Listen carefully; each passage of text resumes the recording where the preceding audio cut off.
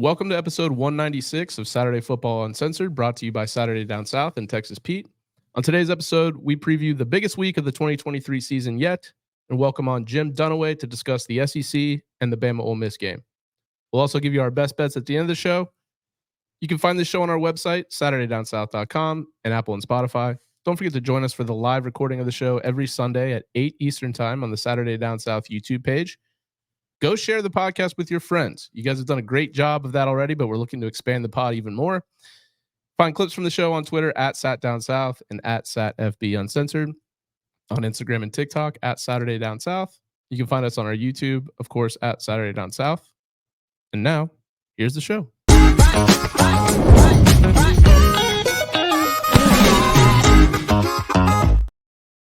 Hey, everybody. Welcome back to another episode of Saturday Football Uncensored, brought to you by Saturday Down South and Texas Pete. I'm your host, Tyler Huck, and with me, as always, Chris Marler. Chris, big week 4 here. Huge Maybe week. Biggest of this season so far. Yeah. Like last week, it was like, oh, this is a big week. But it's like, it was more like when like a girl says like, oh, it's the perfect week. You know what I mean? You know what I mean when I say that. So like, This is the big week. Like this is an actual big week. A lot of trap games last week. A lot of top teams looking poor against inferior opponents. But was all in preparation for this week, which presents, well, maybe not Georgia, since they're playing UAB. But maybe they were, maybe Dilfer's coming in hot to Athens and a lot of preparation for the games this week. There's going to be potentially some separation of who's actually a college football playoff contender and who's not. I'm very excited about it. We have a lot of games to cover. We have a guest coming in as well. So you just want to get into the slate here? I'd like to talk about our feelings for a minute, just for a second, see how it feels. Right. No, let's get into it. Like, I'm counting right now on the side. 1, 2, 3, 4, 5, 6, 7, 8, 9, 10 games to go over, plus an interview. We're arguably the most prepared we've been for a pod. Maybe from a graphic standpoint for sure. But then also I know you're gonna bring some heat with like all the notes and stuff. I spent too much time on the graphics, I'll be honest with you. Okay. All right. Well, let's start with a noon game here. It is 3-0 Auburn at 2-1 Texas A&M.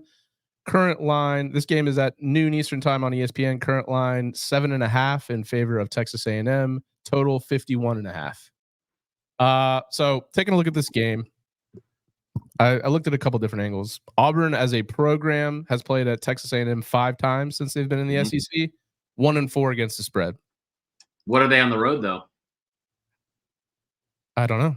You should tell me that. 4-1. Ooh. Spicy. But specifically at A&M, 1-4. Against the spread. Yeah, against the spread. Yeah. Right. And there's a hook on this one too. So we are just like out of the gates, getting some juicy. However, is that how Stephen A says it? However. I don't No? All right. That needs to be our whole new shtick. Yeah. It's just ESPN morning show. Surely our listeners will love it. Yeah. Bad. Real bad. Hugh Freeze has won both his matchups at Kyle Field when he was at Ole Miss. So there's something to be said for that potentially. Okay, so the way I'm looking at this game is A&M's defense has been brutal against explosive plays. And I feel like that's like Hugh Freeze's mantra. Just the explosive play. A&M is 1-7 straight up and 2-6 against the spread in their last 8 games against Power 5 opponents. 1-7 straight up against Power 5 opponents in their last 8 games. Yikes! That's almost unfathomable. It is for a guy that makes $10 million a year, whatever it is. Yeah. Something I don't like for A&M here. 115th in the country in penalties per game. Like, okay, that part is insane to me because this is happy cheers to Celsius. We gotta get Celsius as a sponsor. Both of us are drinking one every single episode. I go through 5 a day, and if anyone's listening and thinks that's a problem, it's not. We'll tell you why later. But this is like I love them. Anyway. I think that like you just had 115th in penalties. This is year what of Jimbo at A&M? Year 6? 6, I think.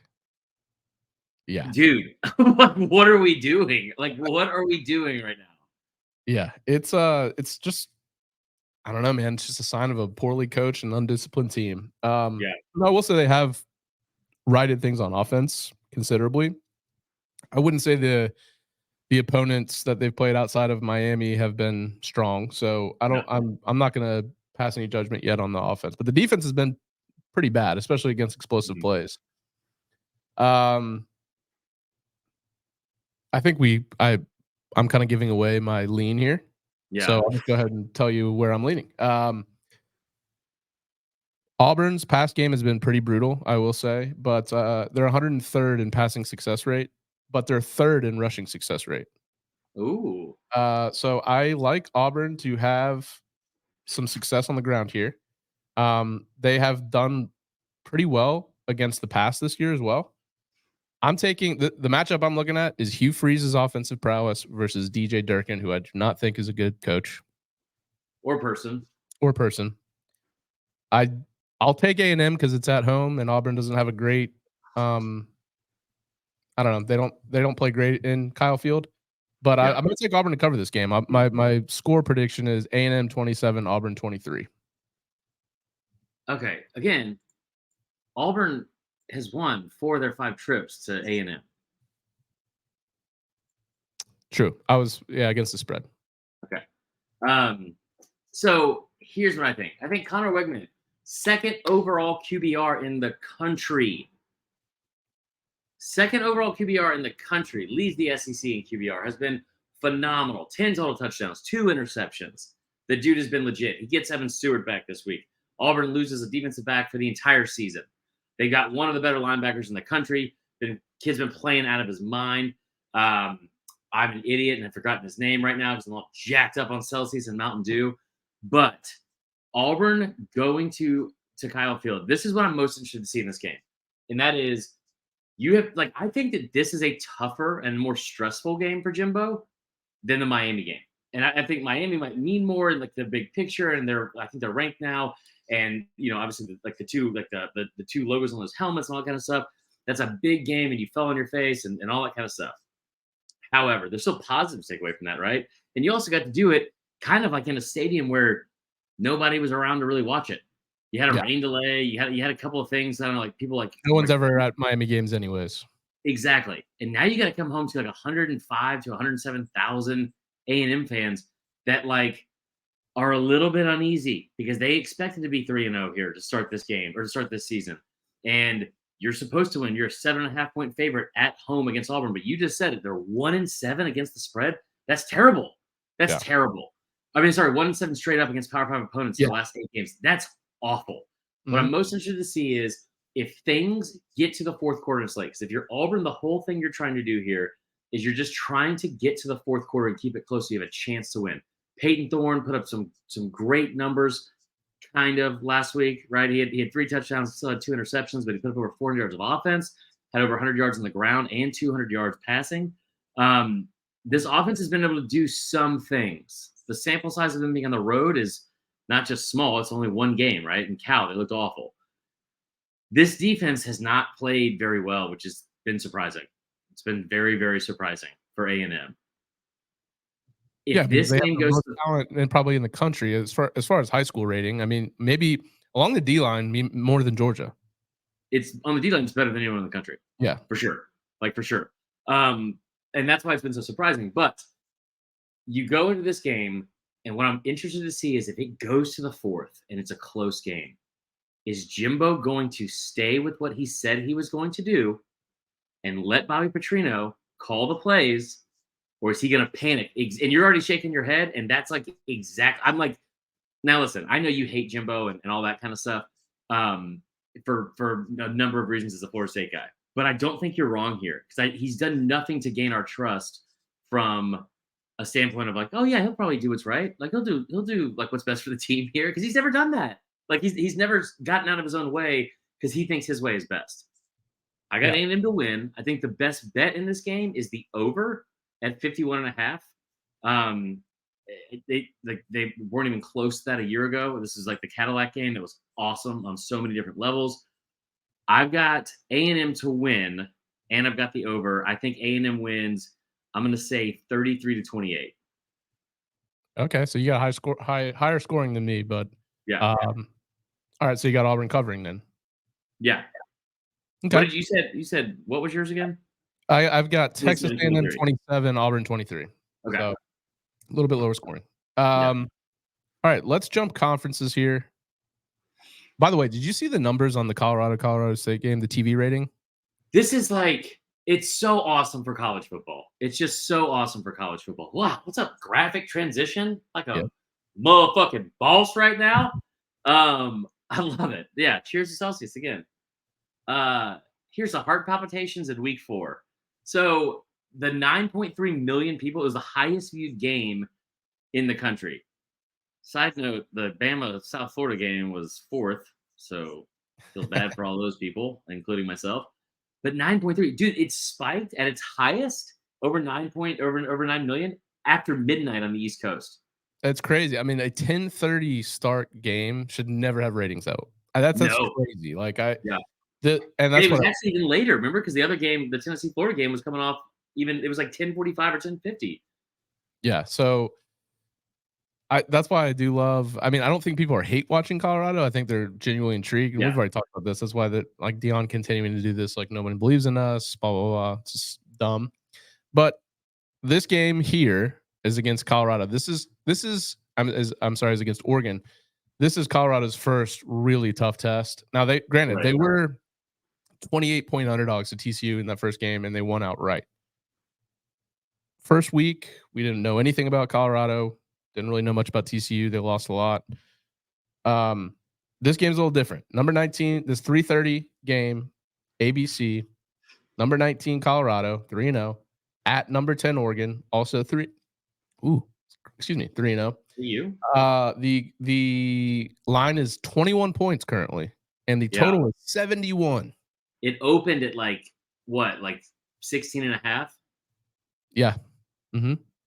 I don't know what the total opened at, but that is a extremely high total. So the big question is this where Deion takes his first L? I found it funny that this whole Dan Lanning press conference, a lot of people are confused by this clip that's gone like semi-viral. No, they're not. And if they are, they're doing it at their own fucking peril. Like they just don't care to look up when it actually came because they want to be outraged by something. I'm so fucking over it. Yeah, Dan Lanning over the summer in July had a press conference when Colorado left the Big 12 or the Pac-12 and went to the Big 12. Dan Lanning came out and basically said, look, I don't know what Colorado's really done for the conference. And now it's being played like he said it on Monday in his press conference ahead of this game. So, interesting. Which, I mean, like, Deion could also, like, talk himself into believing that it happened on Monday. Yeah. I will say, you know what? Let's give credit real quick, because this is something we talked about the other day, and it really pissed me off. And we addressed it on the pod and all that kind of stuff. But, like, the Travis Hunter thing, the hit. I'm not going to get into this because it's not a big enough deal to care about. But I didn't think the hit was that egregious. I just didn't. I thought it was a bad late hit. And, like, it should have resulted in that kid getting put on his ass, like, from, like, probably an offensive lineman, another player or whatever. And he, like, maybe ejected from the game. The outburst from people about how he should lose his scholarship and blah, like, that is all ridiculous. He should die.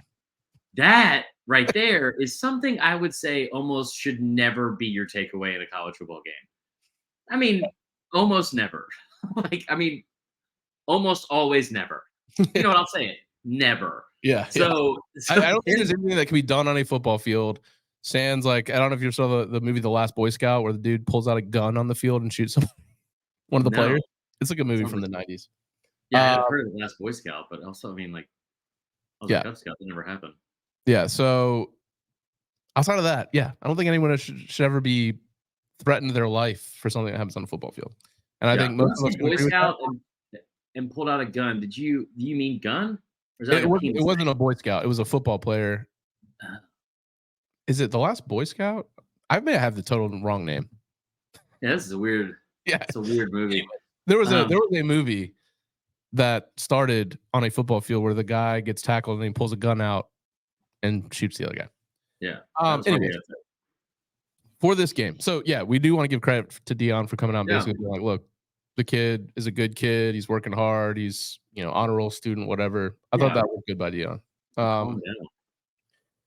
That being said, Travis Hunter is out 3 weeks after that hit, and he will not play in this game, which when you have a two-way player that is the most special player on your roster, that affects you on both sides of the ball, obviously, which is tough. Oregon under Dan Lanning, 4-0 against the spread at home as a 17-plus point favorite. I like that trend. Shedeur Sanders is a lot better than I thought he would be at this level. Yeah.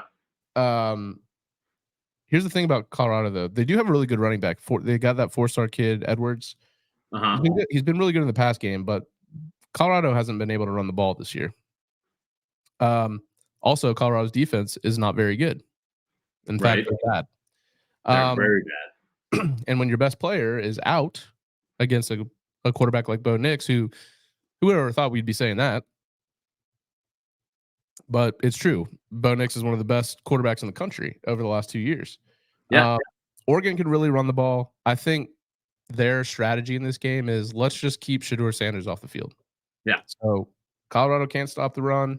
Oregon can run the ball really well. I think Oregon tries to play game control, keep the ball in their hands, keep Sanders off the field. And I think Travis Hunter being out on the defensive side of the ball also hurts them probably more than him being out on the offensive side of the ball. I think long term, he's probably a better receiver at the next level, but I don't like betting against Dion, so I probably wouldn't bet against this game like personally. Yeah. But I'll take Oregon to cover for the purposes of the pick show, and I'll go Oregon 45, Colorado 20, and Oregon covers. I looked at this and I tried to figure out a way to get like some sort of clue on as to where there might be some value in a bet. The line is 21.5. The first half line is 13.5. The first quarter line is 6.5. Out of those three, the 6.5 in the first quarter makes the most sense to me with Oregon.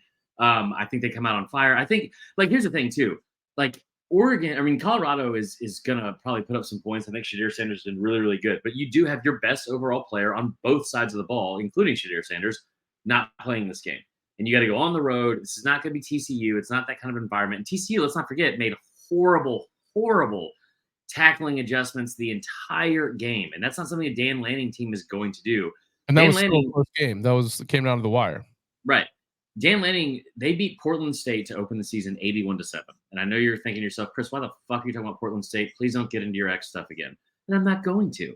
But Portland State put up like 63 points in the first half last week.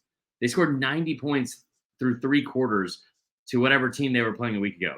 I understand that's not FBS football and all that kind of stuff, but think about what I just said. They obviously can score points. Oregon held them to 7 points. I think this is a blowout. I will say, I don't think this is a vengeful blowout where you're going to have somebody that's going to come in and try to prove a point to Dion because they're tired of hearing about Dion. But I do think that they are going to come out there and they're going to play really good football. And one thing that they have shown, like with Bo Nix, that they do that Bo Nix didn't do in the past, and that Shedeur Sanders hasn't really done, especially last game, is not turn the football over. They play really, really good, sound, fundamental football. I would take Oregon to win. I would not take the 21.5, but I would take the 13.5 and probably the 6.5, just because I think it's going to take a while for Colorado to adjust with what they have on offense. Interesting side note here, even with Travis Hunter out, Cormani McClain they said this week, the all-world 5-star cornerback, he is limiting himself from seeing the field from his own mistakes. Those are the words of Dion. I've got Oregon to win. I will say 44-30. I'm sorry, 44 to 24. Okay.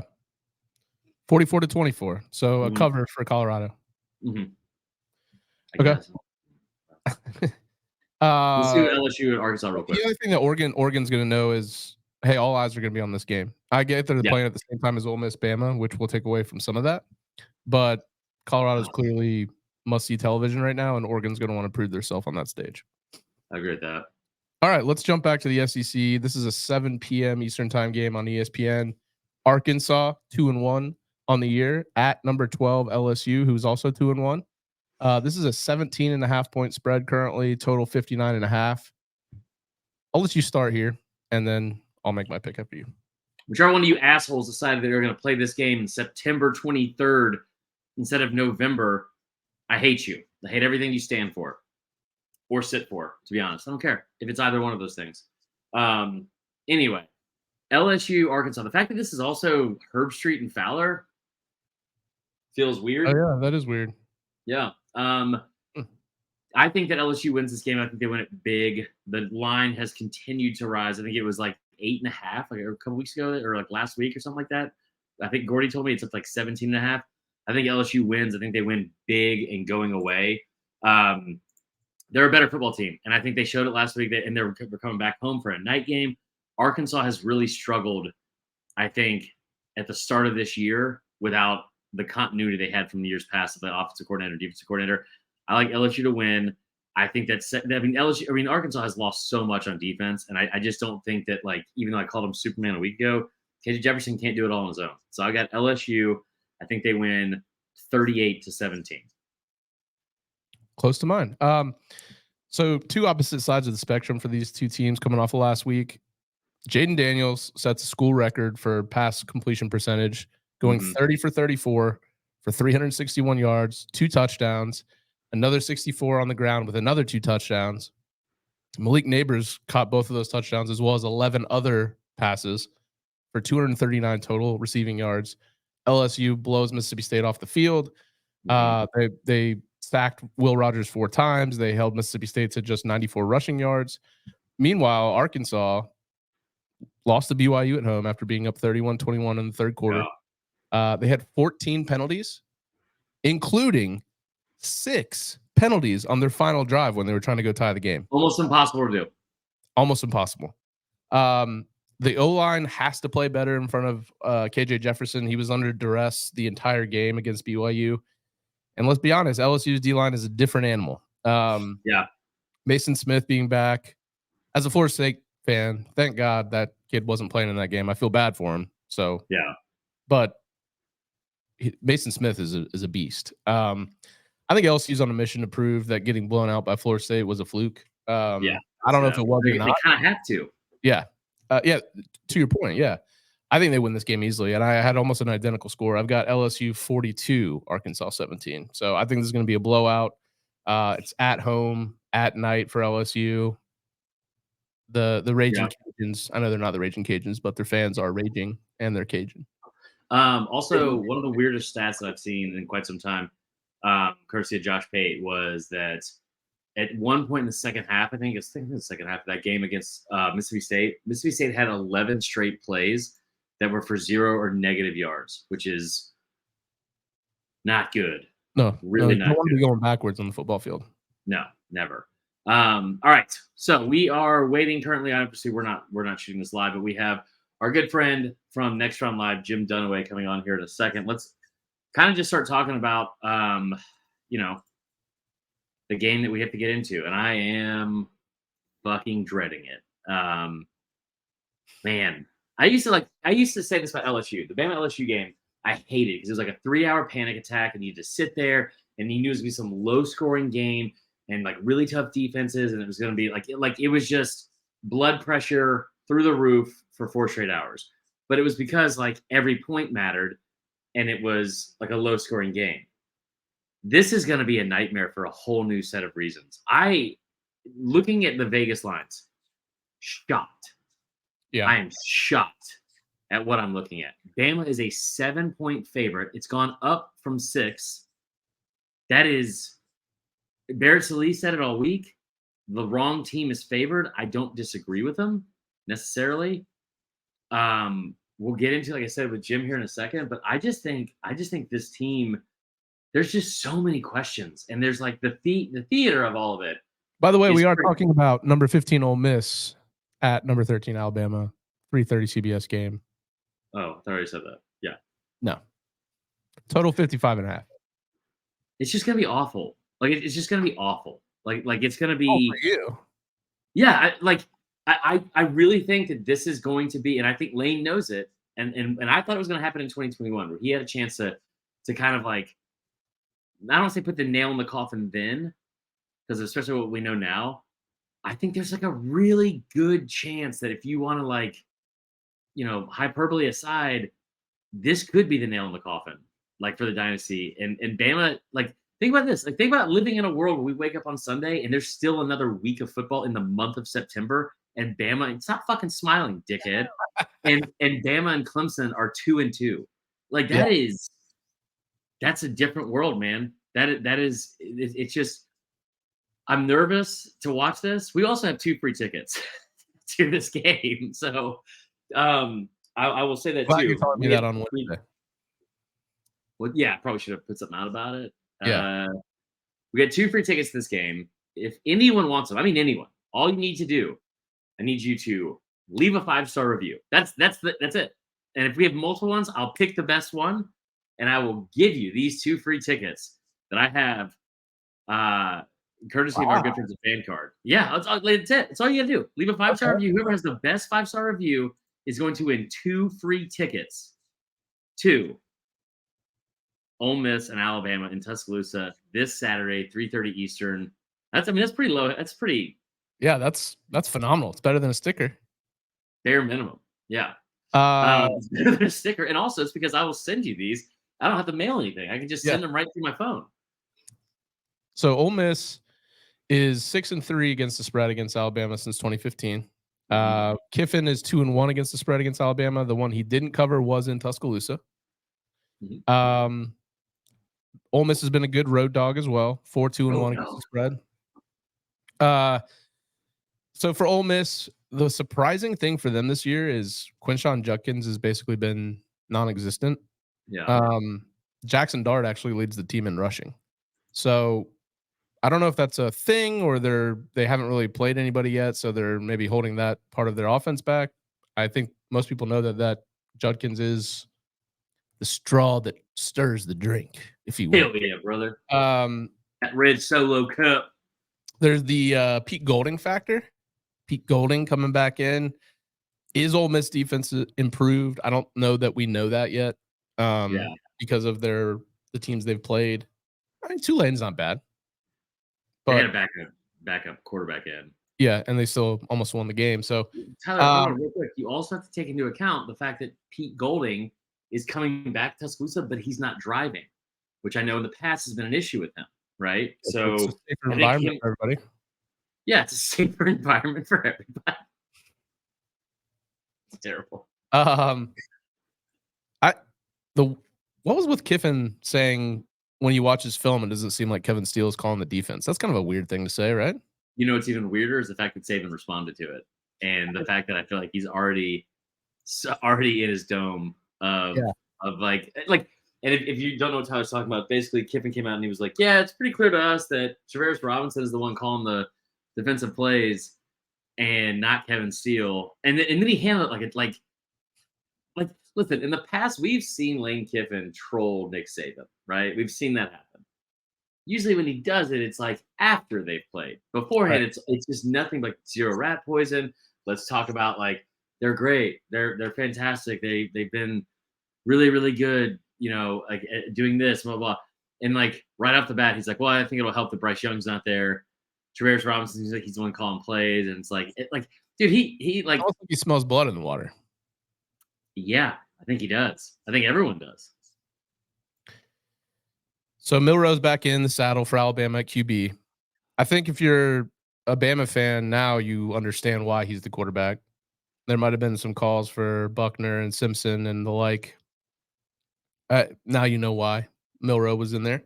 Yeah. To me, obviously the offense hasn't been great. They're gonna have to run Milroe a ton in this game, and mix in that with the deep ball because he actually is good at throwing the deep ball. It's the short to intermediate passes that can lead him astray. Yeah. So I'm interested to see what Tommy Rees is willing to do differently offensively in this game. It's obvious to me. I'm kind of with you. Like if Bama loses this game, you're gonna hear the concept of the dynasty being dead is gonna be the loudest it's ever been. So it's I'll tell you who's gonna be dead if they say anything close to that, and that's Jim Dunaway that we're going to bring on here now. I said it, Jim. It's a death threat. I didn't mean it. I don't mean it. Let me take this thing off here. There we go. What's up, man? How are you? Fantastic. I'm not here to talk about the death of the dynasty. I'm here to talk about a resurrection of a dynasty. I like that. I've had a pretty rough morning. So like, I woke up on the wrong side of the bed. So like, I need as much good news as possible. We're here to talk about, obviously, Jim Dunaway from Next Run Live, our good buddies over there. Phenomenal work, by the way. Not just with like the hats and the merch, but like a phenomenal show. I will say the one critique I have, and I know that you're going to take this to heart and really care about it, is that when I was on the show, I didn't know we were allowed to cuss until like 78% I was through the interview. And that right there was like really bothersome to me. But yeah. We don't pre-warn you since we pre-warned Charles Barkley the first time he was on with us for years on our radio. And we had to warn him coming in that he couldn't cuss on our radio platform.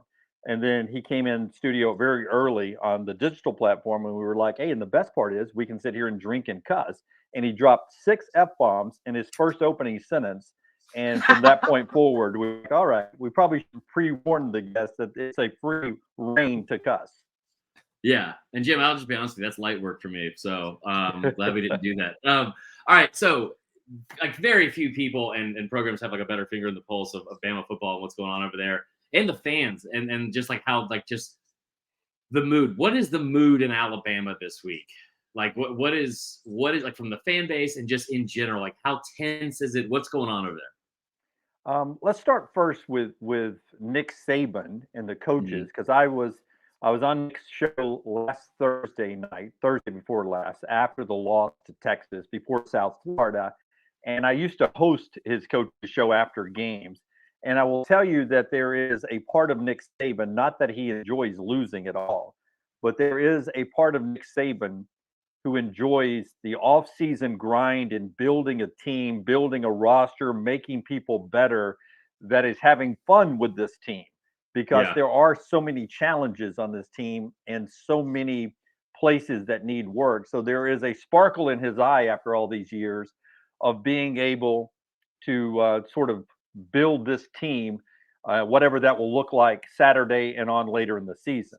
Flip that to the fan base, who lived, as I did as a child, through the 70s of Bear Bryant, when it felt like every Saturday involved a path to a national championship. Then the downs of the 80s, a national championship in the 90s, then down again, and then here comes Nick Saban. And I never thought I would get another Bear Bryant in my lifetime. And here I am with a coach better than Bear Bryant. So as an Alabama person and a fan base that has been fed nothing but caviar for its entire life, the panic is hair on fire, running in the streets. What's going on? We could be out of the college football playoff conversation before Halloween decorations are even up. And that's not happened in Nick Saban's time since 2007. Ugh. I hate it. We've heard a lot of Alabama fans. We have a voicemail that they can call into after the games. Not just Alabama fans, but anybody. But we've had a lot of Alabama callers this year, and a lot of people are frustrated with the penalties and lack of discipline and the O-line play. What do you attribute that to, especially the penalties? I mean, O-line play obviously can improve. You've got a lot of talented players there. What do you attribute because we're not used to seeing that from a Nick Saban-led team? I think it's increased, and this is only my opinion, it's increased over the last few years because I think people who make penalties in football games usually are not the better player at that position. You make a penalty in the secondary when you're beat, usually. You make a holding penalty when you're beat, usually, those type things. And for so many years, when Alabama had great discipline and also fewer penalties, I think it was because they were better at all those positions than the people they were playing. And I think the last few years, the playing field has gotten a little bit more level, and the talent is not as overwhelmingly in the crimson flavor as it has been in recent years. And I think that's why the penalties have ticked up. Now, I will tell you that a couple of those penalties, like the callback in the Texas game of a couple of Jermaine Burton touchdowns, I don't think they happen without the penalties. The pass doesn't get off to Jermaine Burton if there's not a holding penalty, So those type things usually you get a holding penalty in a secondary to pass interference to prevent another Texas touchdown. So some of those penalties are needed, but they're way up. And I think it's just because Alabama's not overwhelmingly more talented at those positions like they were in 2009 or 11 or 12 and so forth. Yeah, I think the COVID year, especially the way it affected recruiting and like the evaluation of talent, really screwed some things up for a lot of people in college football. I think especially Bama. That's my biggest regret with COVID is not even like the economy. Like I'll take a 1980 Jimmy Carter economy right now if it means Bama still winning natties. I'll say it. I don't care. Okay, so this is something before we get into the actual game predictions and your key points of the game. Just off the top of your head, and I probably should have prepped you on this, but I heard a story yesterday from Jacob Coker. He was telling the story on some Bama show about the Lane Kiffin at his pro day or workout or something like that with Detroit. I don't know if you heard this, Tyler, but basically he's throwing and Lane walks in. It's just specifically for Detroit. And he spikes like an out route, like 5 yards short of the receiver. And Lane, without missing a beat, was just like, yeah, I wouldn't want to go live in Detroit either. And it was just like a peak Lane Kiffin moment, which is hilarious. Any good funny Lane or Saban moments like them together or Lane moments in general that you love to share and that are appropriate for our NC-17 audience?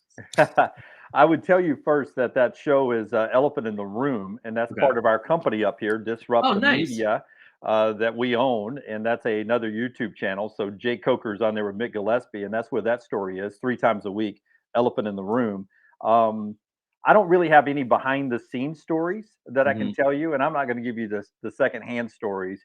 But you could go to just about any bar owner. I would recommend Innisfree in Tuscaloosa and get all the not suitable for work Lane Kiffin stories you want. We all know about Joey Freshwater, and that's only the tip of the iceberg of the legacy Lane Kiffin has in Tuscaloosa. In fact, I think there is a perception by some that Lane Kiffin could be the coach that replaces Nick Saban in Tuscaloosa when Nick Saban retires.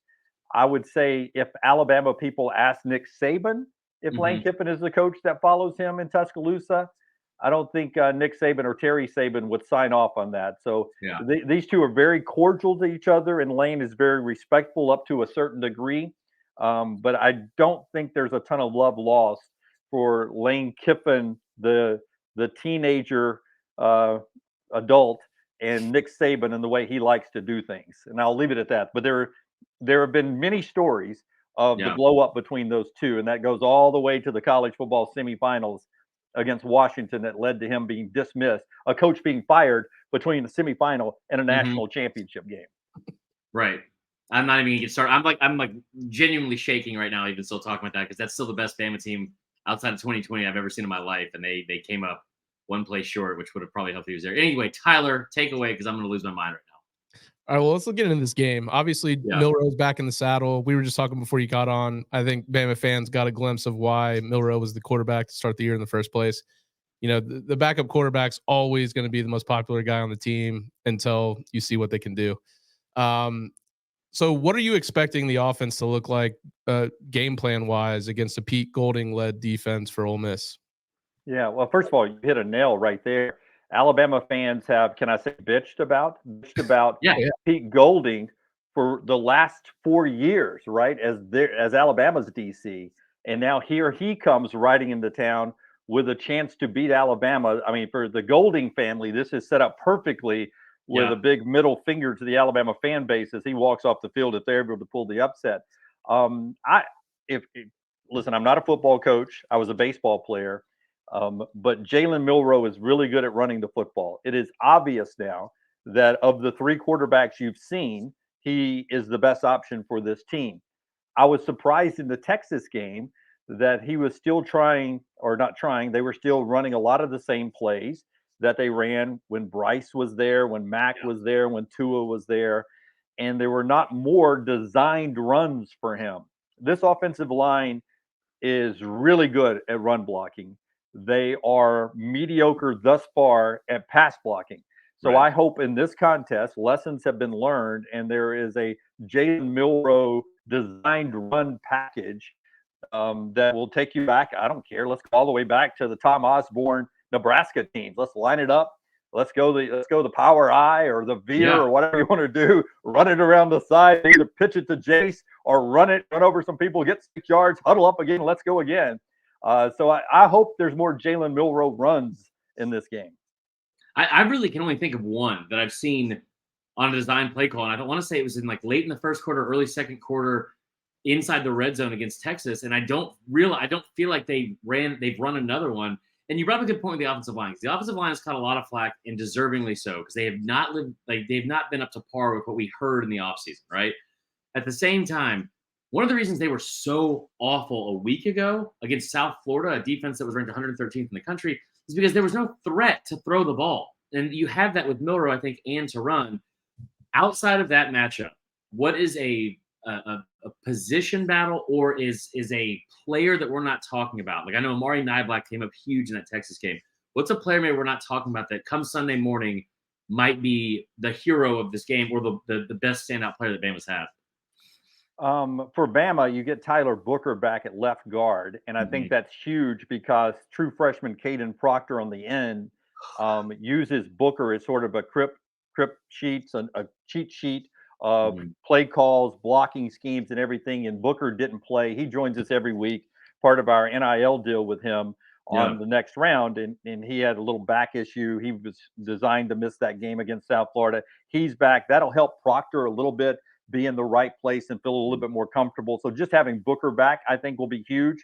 But I want to see if Dallas Turner can stack good game on good game here and play as reckless as he did at South Florida so many times. If you go back to Tennessee last year, you had Dallas Turner and you had the unbelievable first-round draft pick, right? Two of the best linebackers ever to play at Alabama on the field at the same time. And other than one scoop and score, their name was virtually not called because they wouldn't turn up the heat. Last week, I felt like they turned up the heat against South Florida. They didn't really pressure Quinn Ewers. So I hope you get a lot more pressure from Dallas Turner on the quarterback. And you talk about names that maybe we're not mentioning that could be key to this game.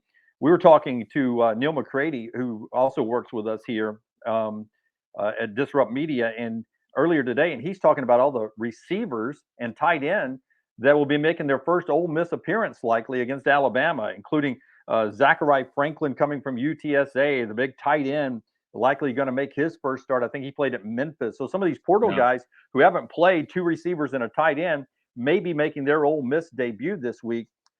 This Ole Miss core to date hasn't looked like the Ole Miss receivers that Hugh Freeze had that beat Alabama or that Lane's had in recent years. This receiving core to date hasn't scared me at all.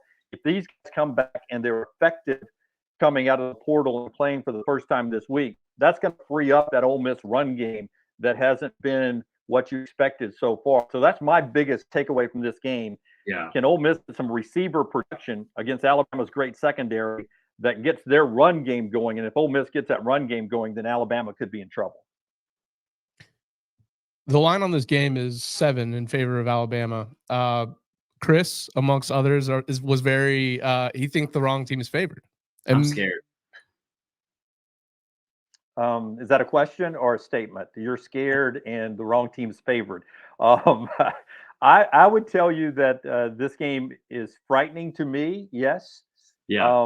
Because Ole Miss easily, if this was being played in Ole Miss, Alabama just gets a bump in Vegas because of what they've done the last 15 years. But from what I've seen on the field from this Alabama team, I would make it a pick 'em. I'd make it a pick 'em. It's anybody's game. I think Alabama fans are sort of, taught and it's born into us to believe that, okay, we've seen some bad performances. They're going to come out and steamroll them. And Lane Kiffin chirping all week, I think, helps Alabama fans think, oh, it's going to be an old butt whooping now. They've made our guys mad. It's going to be a butt whooping.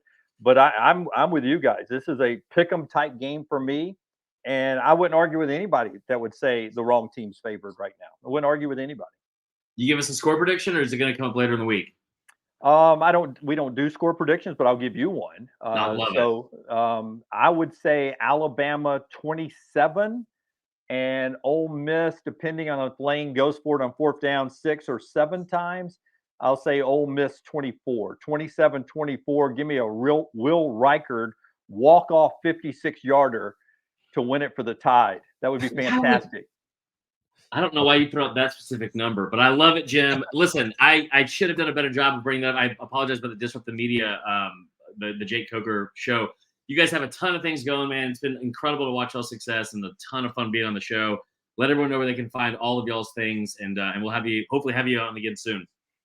Truthfully, when we started this, we were like, those guys at Saturday Down South, they're really cool dudes. If we could be half as cool as those guys, then we may have something. Yeah. Everything's at Next Round Live on YouTube, and even my son tells me we're on Twitch. I don't know what the hell Twitch is, but we're on Twitch and Facebook. I mean, everything, TikTok, everywhere at Next Round Live. And all of our new stuff with Brock Heward and Daniel Jeremiah and Jake Coker and the Village Vice on Auburn is at Disrupt the Media on our YouTube channel as well. We appreciate any support you guys give us, and we love it when you guys are on our show. You guys give us a big what do the kids call it? A bump, extra clicks, a surge. I don't even know what it is. We get a lot of it when you guys are on the show.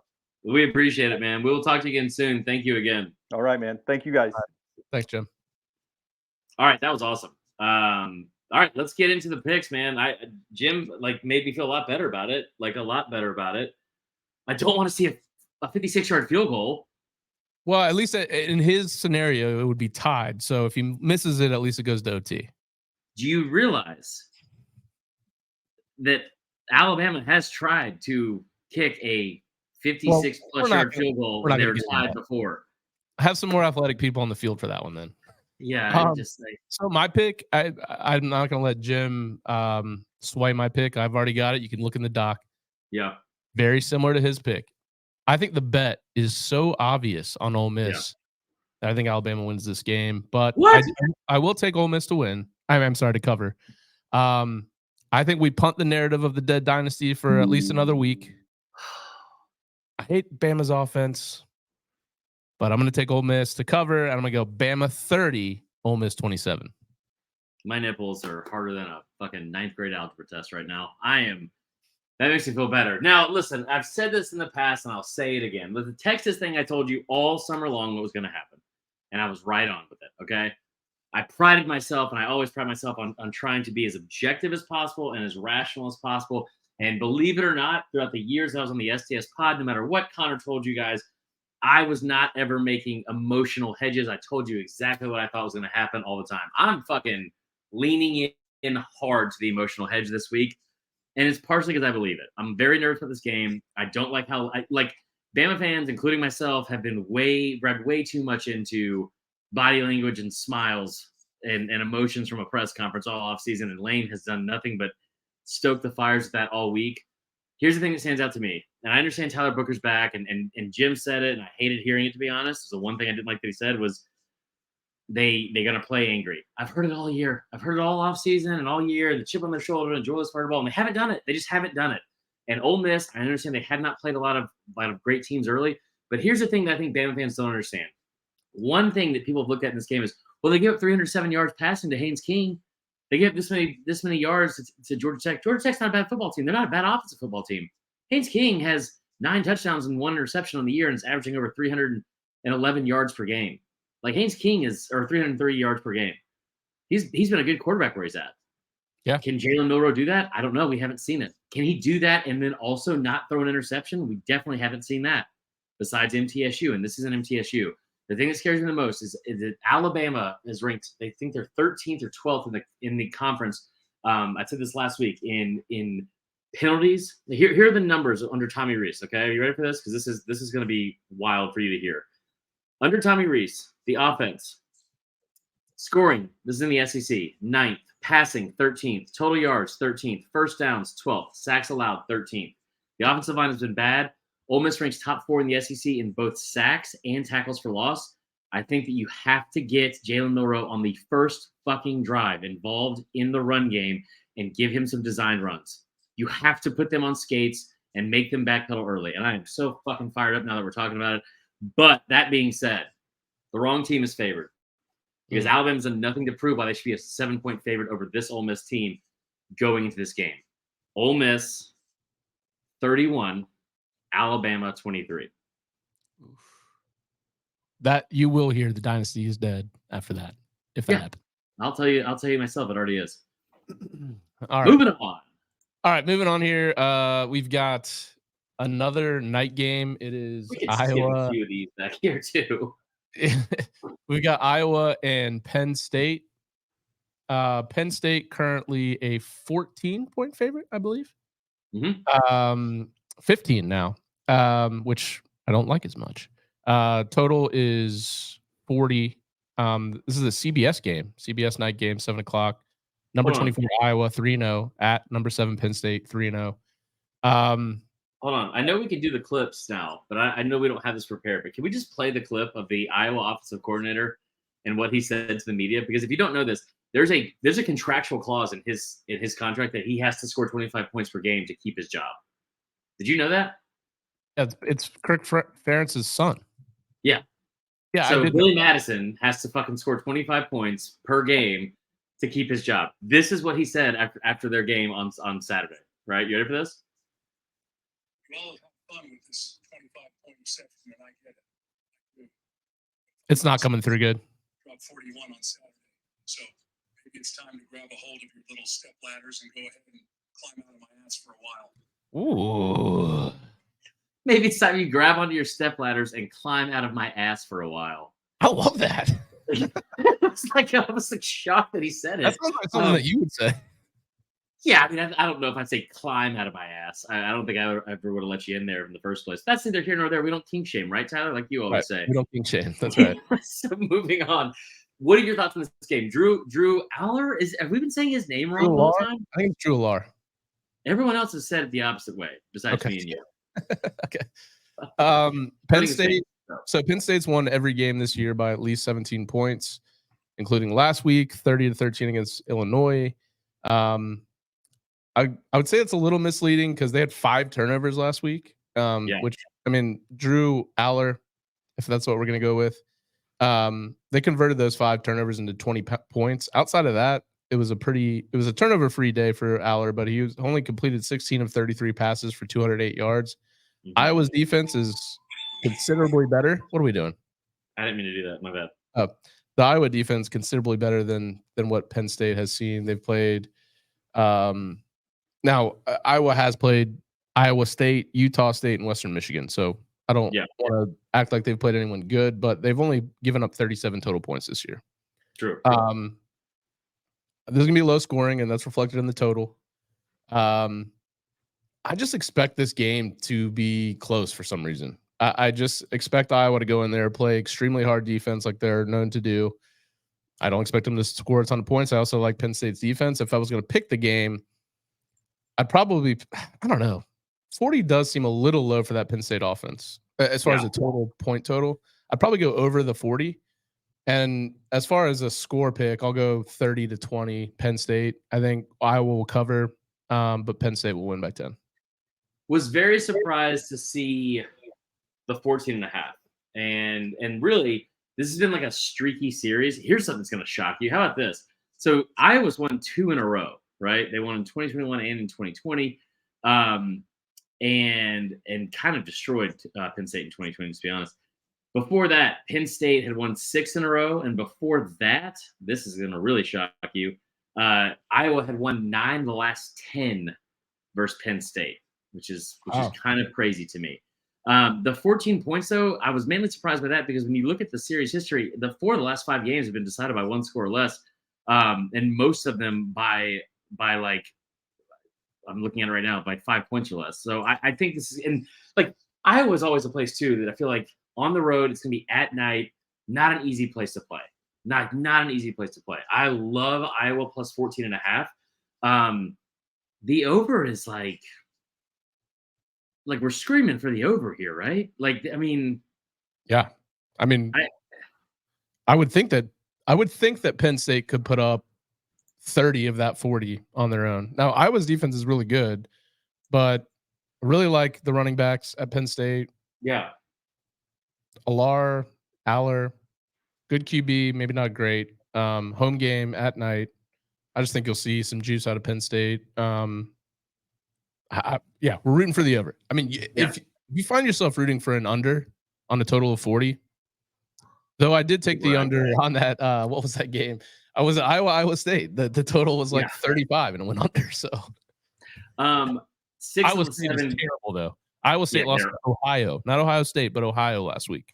Yeah, there's a couple. Like we talk about this, like the evening out of talent and the parity that's going on in college football. And I don't know if you're going to blame it all on NIL or transfer portal or what the fuck ever. But there's a couple of programs that are really having a fall from grace, and like they should be counting their fucking blessings that they're going to be in a Power 5 program moving forward. Iowa State sucks. Virginia Tech is a 5-point underdog against Marshall this weekend. Think about what I just said. They lost to Rutgers by multiple points last week. Who? Virginia Tech. Yeah, I told you. Get off me about that. I told you Rutgers -7, and you were like, "Don't touch that game, dude." You didn't have that deep of a voice. I don't even think we talked about you. I think you talked to somebody else about that.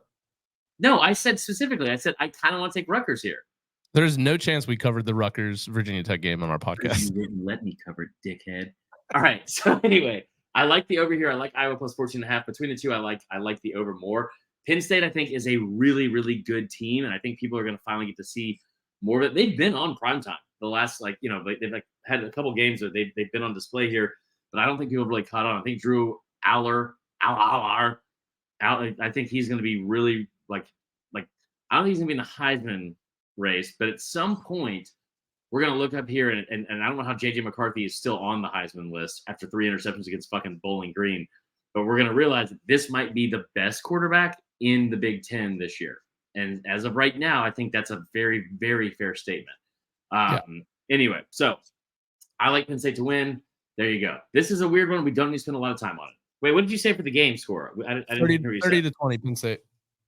30-20 Penn State. I will take 24-17 Penn State. Okay. So we both have Iowa covering. Yeah. Another night game here. This game in the SEC, 7:30 start on ESPNU. Memphis 3-0 at Missouri, also 3-0. Nice win last week for Missouri. They're a 6-point favorite in this game against Memphis. Total 51.5. This is, by the way, this is not in Como. This is in St. Louis. Oh, okay. I didn't know that. If you love crime, you will love this game. You're talking about, they should have played this game in Detroit because these two cities are like the Detroit of the South and the Midwest, and that is Memphis and St. Louis. So, I mean, an all-time crime bowl here.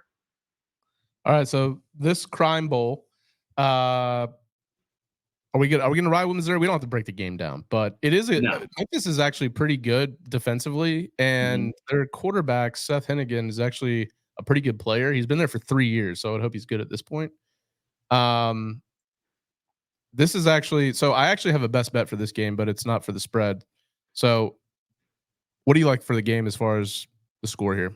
So the line was at 5, which I hate. I like Memphis to cover. I think it's going to be close. I think you're going to see a Mizzou team that, listen, let's not forget, this team really struggled a week ago when they beat Kansas State. I'm sorry, before they beat Kansas State, they really struggled with MTSU, right?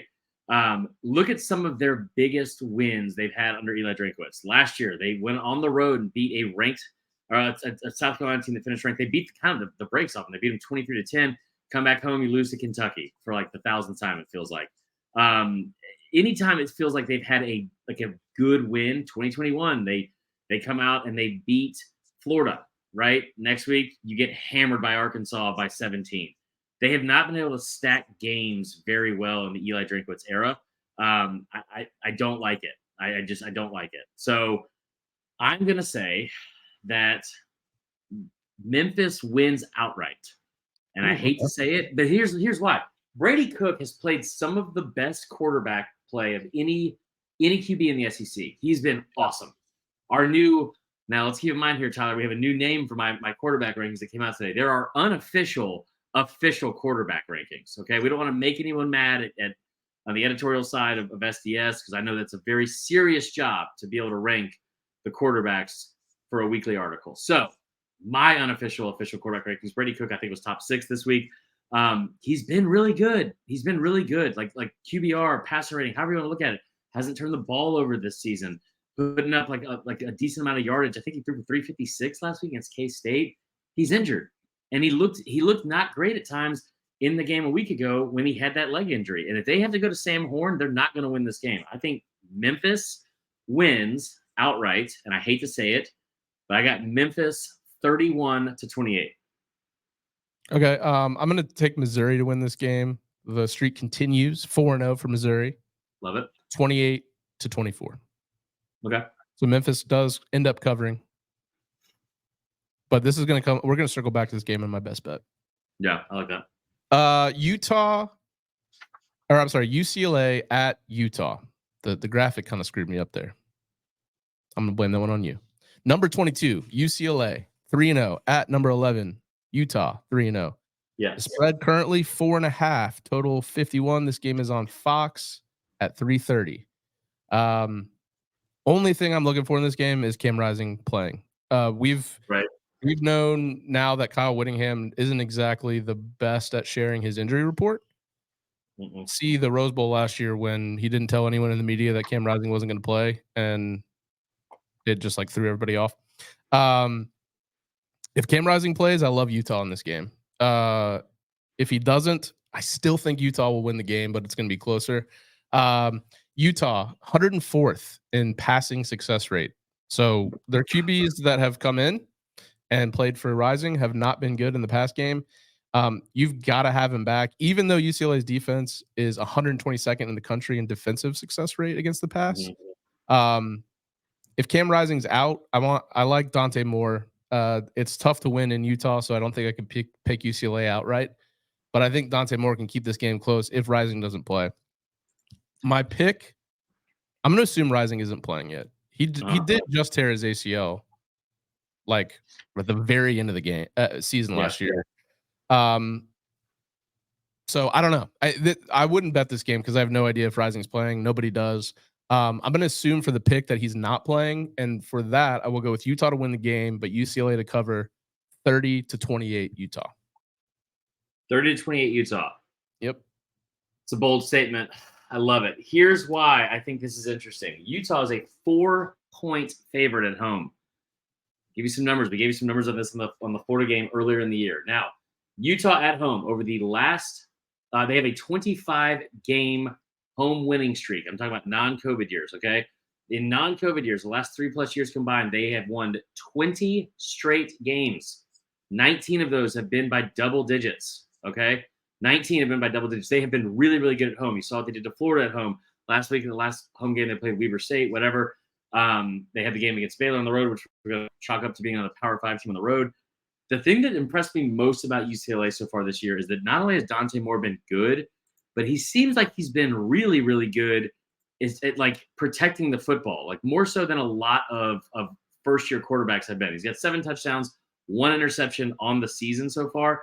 It's in 2.5 starts, right? Like that's about as good as you can get. It's also a guy that I kind of assumed the way his recruitment was that he was a dual threat guy, but he's not been much of a dual threat, I guess you could say, or a running threat so far this season. But 7 touchdowns, 1 interception. I don't care who you're playing as a true freshman in this conference. Like he's played some of the best quarterback. Again, I'll say it again for this conference. He's played some of the best quarterback play in the Pac-12 this year. And that's really saying something because that has top to bottom easily the most elite unit in the country, position unit is the quarterback in the Pac-12. Anyway, UCLA on the road here against Utah. It makes no sense to pick Utah. I mean, to pick UCLA. It makes no sense to pick UCLA. I just gave you all the numbers. I think that this is a crazy year in general. I don't think that Cam Rising is going to play. I think it's going to be a low-scoring game that you're going to see some struggles early with Dante Moore because of the Utah defense and Kyle Whittingham and all that stuff. And all the things I just told you would tell me to bet on Utah. They're only a 4-point favorite. UCLA wins outright. Ooh. I think it's going to be an upset. UCLA wins outright. I have them 23-20. Awesome.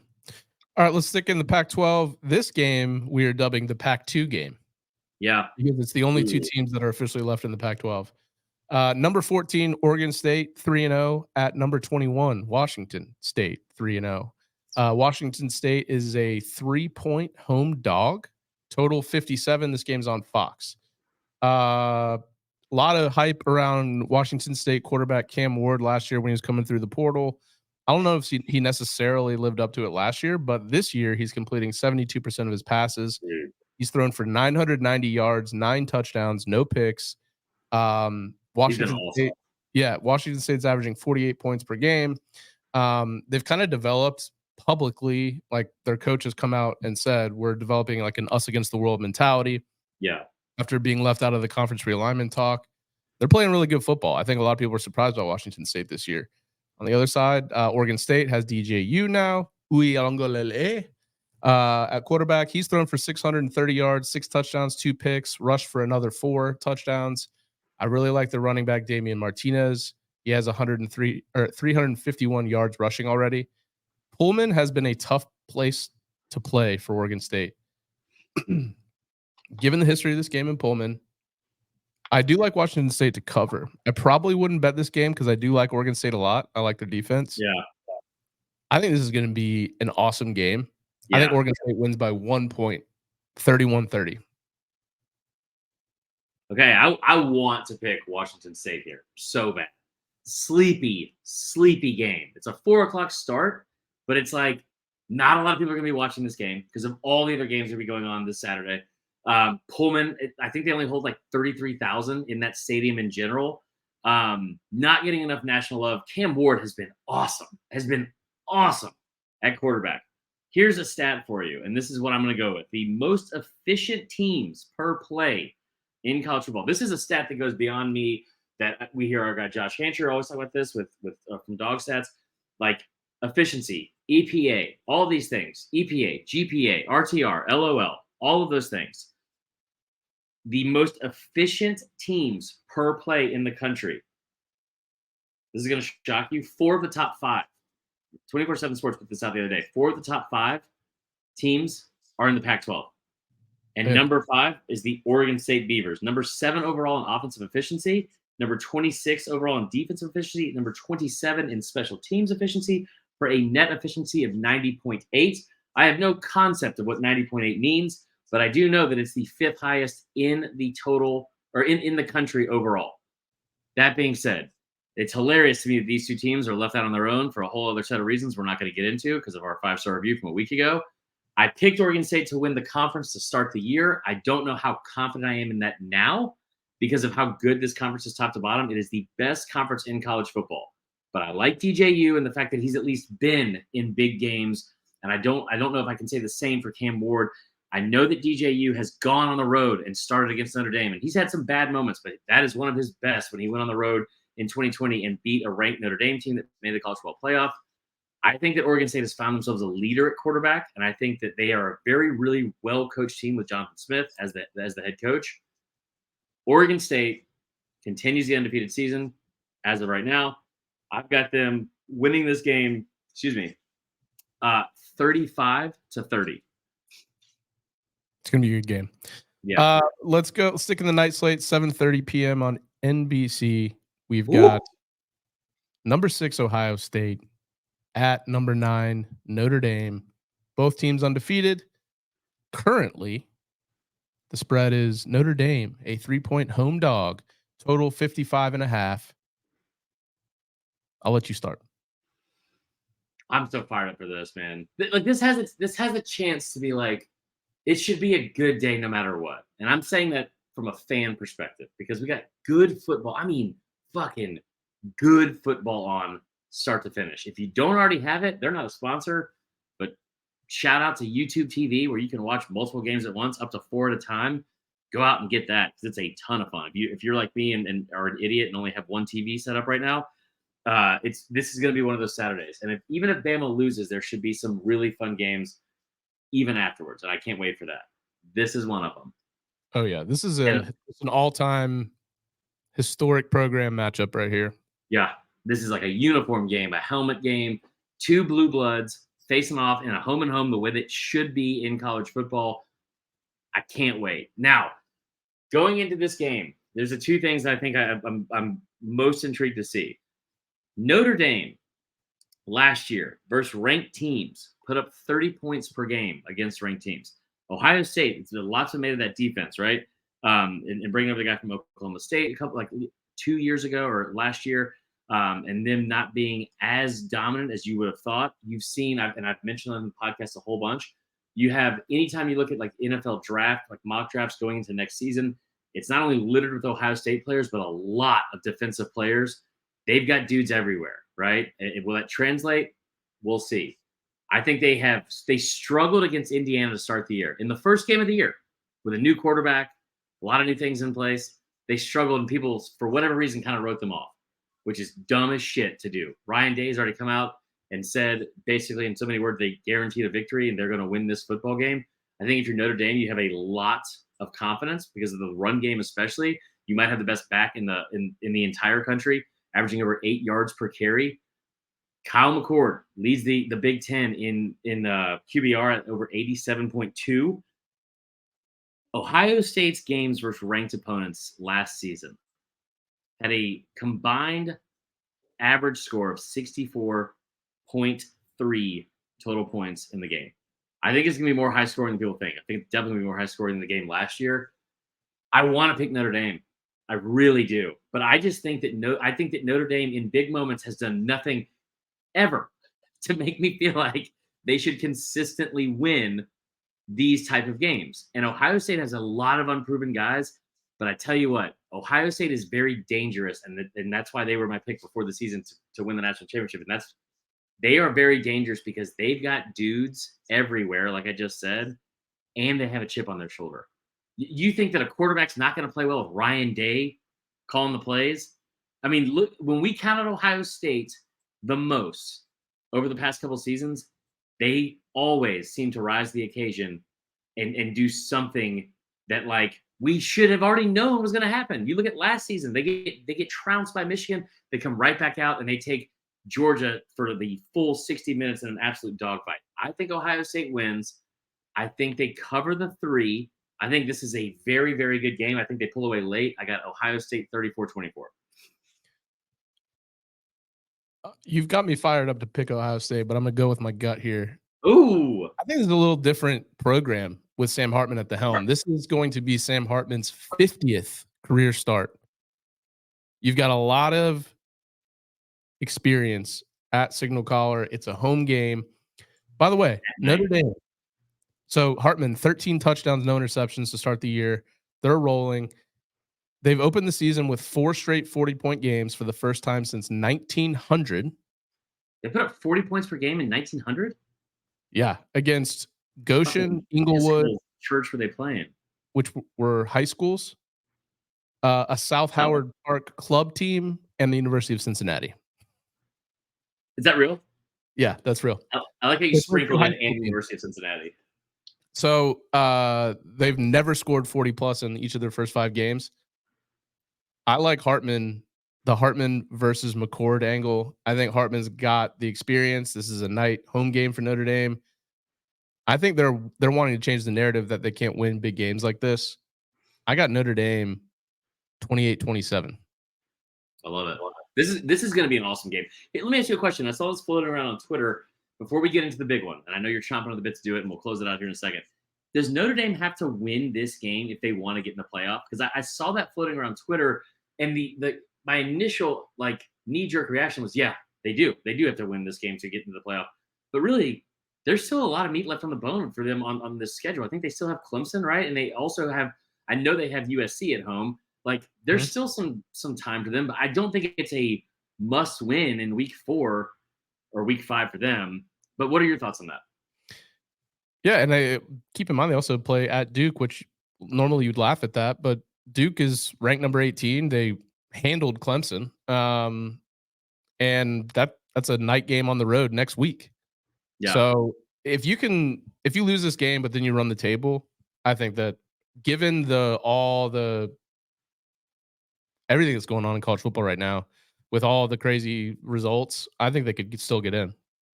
Hot take. I can't wait for them to lose this game and at least one person on social media or a message board make the case that they were overlooking them to get ready for Duke, since that's a conference game.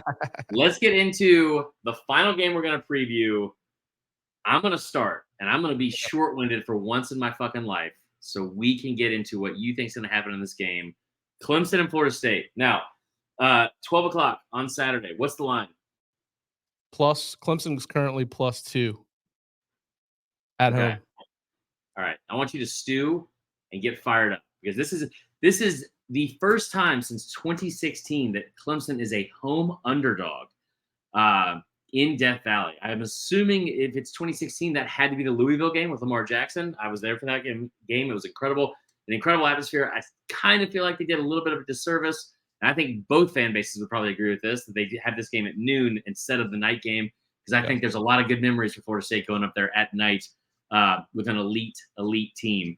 You got a top 5 Florida State team, I believe, going into this game for the first time since 2013. That was a 51-14 beatdown with Jameis Winston and company in Death Valley.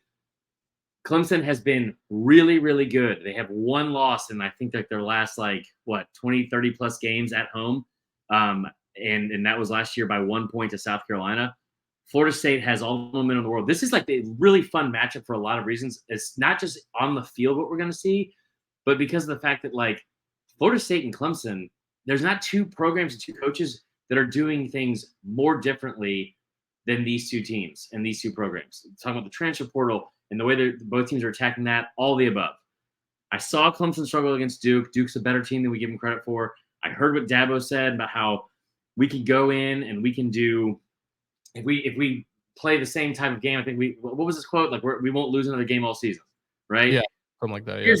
Here's the bottom line. This is the first time in probably a decade that Florida State is going to go into Death Valley, and one, they're going to have more dudes. They're going to have better skill position players. They're going to have better quarterback play.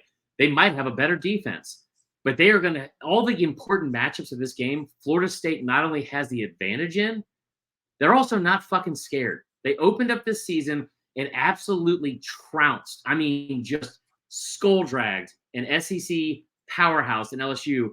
I'll say by 28, even though I know the final score is 21 because the garbage time touchdown. Florida State is not scared of anyone. And I know what happened last week in Boston, in Chestnut Hill, when they were playing BC and they had a 2-point win. Part of me, and mostly all of me, thinks that was probably because they were looking forward to this game. And Florida State is one of the top 3 teams, if not the number 1 team in the country by resume and by talent and everything they have done on the field this season. And I think this entire thing with Dabo, I think it might be a little bit overblown how bad the program might be. But I do know one thing, that when they take the field on Saturday, they are not the best team that's going to be on that field. And the best team on that field is going to be in garnet and gold. And Florida State's going to go in there and prove a point. And I think they win. I think Florida State wins this game. I think it's close early. I think they have the horses, especially at receiver and especially the skill positions, that is going to be way too much to handle for Clemson. I think they pulled away big in the second half. And I've got Florida State 34-20. Oh, man. I hope you're right. So my look on this game, FSU looked awful last week. It was a classic look ahead spot. You've got the red bandana game that BC always gets up for and plays well. They were also up 31-10 in that game, and they completely took their foot off the gas. It has now been confirmed, I mentioned on the pod and the recap pod, that multiple players had the flu. So I think that also had to do with them wearing down towards the end of the game as well. Okay, Georgia. The most frustrating aspect of that game was the explosive plays allowed on defense on 3rd and long. I'm hoping they get that fixed this week. But Clemson doesn't have an explosive offense thus far this year. No. Klubnik is a bit careless with the ball. The receivers currently have a 10% drop rate, which is not great. Yes. They still have an elite front 7. Florida State's O-line is much improved, but they still haven't been able to get a strong run game going. And I think it's because they haven't run Jordan Travis a ton. Yeah. And I think they've been waiting for this game. Like the LSU game, he ran a bit. That game, you could have lost and still had all of your goals on the table. Yeah. This game is meant to prove a point that Florida State is back in the ACC hunt. And I think Clemson is going to take advantage of Florida State's defensive weakness, which is that linebacker and safety. That does worry me. BC took advantage of it in a big way. Clemson's going to see that on tape. I assume they take advantage of it. But Clemson has been awful at finishing drives. We saw it in the Duke game. They moved down the field just fine, but then when they got in the red zone, everything collapsed. Yeah. Florida State's actually been okay. It's been the opposite on defense almost for Florida State. They've kind of let people go down the field, but then you saw in the LSU game, they had 4th down stands in the red zone twice, I believe. Travis got injured last week with his shoulder. That worries me in terms of running him, but I think Norvell's been good in big games calling offenses, and I think I expect Florida State to utilize Jordan Travis's legs as a weapon here to get that run game going. I agree with you. The receivers are going to have a big game. I like Florida State to win the game.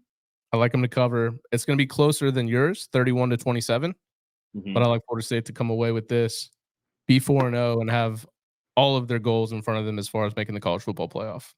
Let me say one more thing about that too, to Florida State, to like the point you're making about Florida State. And here's another reason why I love the fact that I think Florida State wins this game. When you have your chance to put your foot on someone's throat and in their season this early, especially with this rivalry, you fucking do it. And I think that Florida State is going to come out there and do that because they have this is like, if it was 3-0, there is almost more of like a little bit of a like, well, if either way, if we win or lose, there's probably going to be a match. There's going to be a rematch, right? You got a chance to end it right now, and go ahead and take advantage of that, and then not coast the rest of the year, but put them out early. Yeah, this would be Clemson's second ACC loss, and it's going to be tough to recover from that as far as making the championship game. Because remember, maybe it's a little easier now because remember it's not. There's no divisions anymore. It's just the best two teams make. But having 2 ACC losses in September is not great for Clemson. No. I'm a little worried about Florida State putting. I don't know. I think they'll be fine in a big game. This is different than BC. I know that Florida State's kind of beat has been a little worried about their mentality after that game, but I'm not concerned about it. I think Florida State goes up and wins. And the best part of this is, even if they lose, their goals still aren't off the table. They could if they run the table and win the ACC championship game, they'll still be right in the mix. So I don't think there's a ton of pressure. But got to go win it. Go win this game. All right. That's the end of the show. As always, we really appreciate you all listening to the show. It would really help us and the growth of the show if you would rate us 5 stars on Apple and Spotify. Leave a review. We'll read the best ones on air. We got some great news from the suits at our company that told us that you guys, the loyal listeners, listen to 85% of every podcast episode, which that's insane. We saw the numbers for just podcasts in general, and the average is below 60%, I think, for people to listen through. The average podcast, and for sports podcasts in season, it's well below that because of the fact that people want to listen to their teams and they click through. And the listen through rate being at 85% is like, I'm like blown away. I'm like for the first time maybe ever, I'm like speechless. Basically, they told us you guys just aren't listening to this part, which is like the conclusion of the show. So you might not even be hearing this, but we really appreciate it. It shows that you guys really care about the podcast. And if you really care about it and you want to see us grow, tell your friends about us. We want to take this thing to the moon. So don't forget this weekend, leave a message for our game day hotline, 770-674-8233. Also, don't forget to check out the SDS podcast weekly with Connor O'Gara and check out all of our videos and clips online. You can find the clips from the show at Sat Down South on Twitter, at Saturday Down South on Instagram and TikTok, Saturday Down South on YouTube. For Chris, I'm Tyler. Thanks for listening. Good luck to your teams this weekend. We'll talk to you guys on Sunday night for our live show on YouTube.